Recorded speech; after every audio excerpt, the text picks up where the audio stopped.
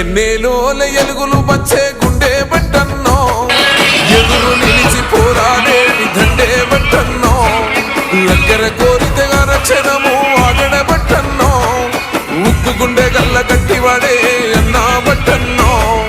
సాయమే నీకున్న గుణం సౌభాగ్యులతో నీ పయనం సమాజమే నీ దైవం సంక్షేమానికి నీ నయనం జనం వైపే నీ పాదం నువ్వు జనానికే